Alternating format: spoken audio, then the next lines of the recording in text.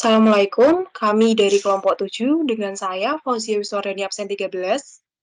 Dan saya Gina Stefani, absen 14. Di sini kami akan mempresentasikan mengenai kelenjar hipofisis dalam sistem hormonal.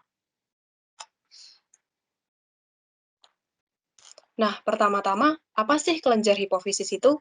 Kelenjar hipofisis atau kelenjar pituitari adalah kelenjar kecil di otak yang berperan dalam produksi hormon-hormon penting dalam tubuh.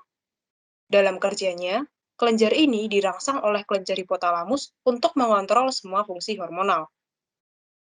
Untuk letaknya sendiri, kelenjar hipofisis terletak di bawah otak, yaitu tepatnya di bawah kelenjar hipotalamus. Nah, antara kelenjar hipofisis dan kelenjar hipotalamus ini dihubungkan oleh tangkai hipofisis, sehingga kelenjar hipofisis dapat menerima perintah dari hipotalamus. Selanjutnya adalah fungsi dari kelenjar hipofisis. Yang pertama yaitu memengaruhi kerja kelenjar-kelenjar lainnya. Bahkan, kelenjar hipofisis ini dijuluki dengan kelenjar master karena ia memengaruhi banyak kelenjar lainnya, seperti kelenjar adrenal, kelenjar tiroid, gonad, dan lain-lain. Yang kedua yaitu menyimpan hormon dari hipotalamus. Selain kelenjar hipofisis ini menerima perintah dari hipotalamus, ia juga menyimpan beberapa hormon dari hipotalamus, seperti hormon oksitosin dan hormon vasopresin. Yang ketiga yaitu memengaruhi sel-sel jaringan tertentu. Nah, seperti yang sudah dijelaskan tadi, bahwa kelenjar hipofisis ini melepaskan hormon-hormon yang mengatur kerja sel tertentu, seperti hormon prolaktin, hormon pertumbuhan, ADH, dan lain-lain yang nanti akan dibahas lebih lanjut. Yang keempat, yaitu memerintahkan kelenjar-kelenjar untuk meneruskan perintahnya ke sel, sehingga sel-sel ini dapat bekerja dengan teratur sesuai dengan tugasnya. Selanjutnya, ke bagian-bagian kelenjar hipofisis. Jadi, hipofisis sendiri terdiri dari 3 lobus yang pastinya menghasilkan hormon yang berbeda-beda. Yang pertama ada hipofisis anterior.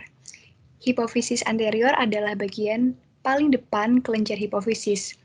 Nah, di bagian ini tersusun dari banyak jaringan epitel kelenjar. Hipofisis anterior memproduksi banyak hormon penting yang diekskresikan pada darah apabila diperlukan. Hormon-hormon yang dihasilkan hipofisis anterior yang pertama ada TSH yang merangsang kelenjar tiroid untuk memproduksi tiroksin. Yang selanjutnya ada ACTH merangsang korteks adrenal untuk memproduksi kortikosteroid. Ada FSH yang berperan dalam perkembangan spermatogenesis.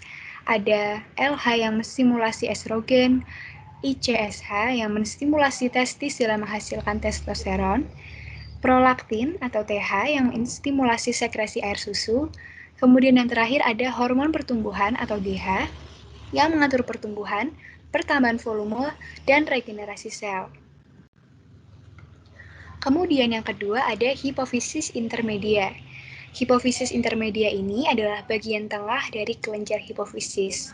Nah, ada 2 hormon. Yang pertama ada STH yang merangsang tumbuhnya tulang. Yang kedua ada MSH yang mengatur penyuburan pigmen dalam perubahan warna kulit. Yang terakhir adalah hipofisis posterior. Nah, hipofisis posterior ini merupakan bagian paling belakang dari kelenjar hipofisis yang berisi banyak sekali akson saraf dari hipotalamus. Ada 2 bagian, yang pertama pars nervosa. Ini merupakan bagian paling belakang yang berfungsi sebagai tempat menyimpan hormon. Ada 2 hormon. Yang pertama oksitosin yang merangsang kontraksi otot di uterus dan merangsang pertumbuhan organ seksual sekunder. Dan yang kedua ada AH yang mengatur reabsorpsi air pada ginjal agar tubuh tidak sampai dehidrasi. Dan bagian yang kedua ada pars infundibular yang merupakan tempat terhubungnya kelenjar hipotalamus dan kelenjar hipofisis sendiri.